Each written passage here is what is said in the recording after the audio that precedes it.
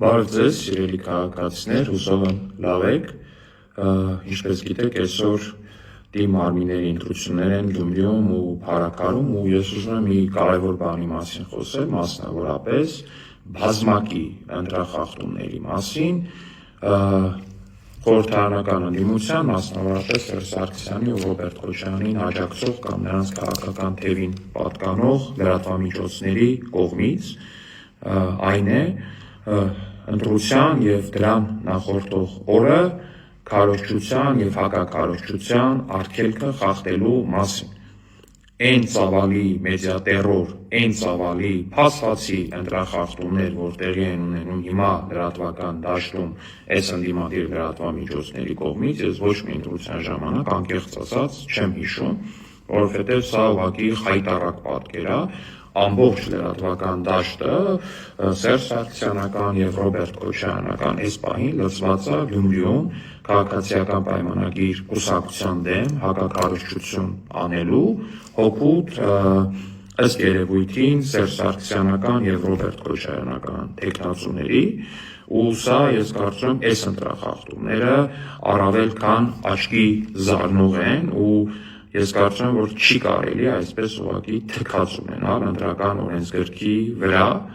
այդ ժամանակները վաղուց անցել են ու կարծում եմ, որ նույնիսկ լրատվական այսպիսի մեդիա տերորը, բազմակի ընտրախախտումները ու նման ինֆորմացիոն դիվերսիան ևս անթույլատրելի է բայց նաև կարծում եմ, որ անթույլատրելիության հետ մեկտեղ անօգուտ է, հարգելի գործընկերներ, իսկ կենտրոնական ընտրական հանձնաժողովին ուղղակի կոչ եմ անում ըստ օրենքի համապատասխան արձագանք տալ այս ընտրախախտումներին, որովհետև սա փաստացի այդ դեպքում իսկ կուսակցություններին ինչու է արգելվում զբաղվել քարոզչությամբ, եթե կոնկրետ ուժերից ֆինանսավորվող լրատվամիջոցները ընտրության և դրան նախորդող օրը ուղղակի կերպով զբաղված են հակաքարոզչությամբ կուսակցության դեմ ու մեր կուսակցության դեմ հօգուտ իմ նշած անձանց թեկնածուների։ Մենք իհարկե կփորձենք այս բոլոր հարցերով, բոլոր դեպքերով առանձին դիմումներ ներկայացնել կենտրոնական ընտրական հանձնաժողով և անհրաժեշտության դեպքում նաև դատարան վարչական պատասխանատվության ենթարկելու համար, բայց այնուամենայնիվ ես կարծում եմ, որ ընդհանուր մթնոլորտը չափազանց անհասկանալի է ու այս ինֆորմացիոն դիվերսիան պետք է արժանանա հակազդեցության,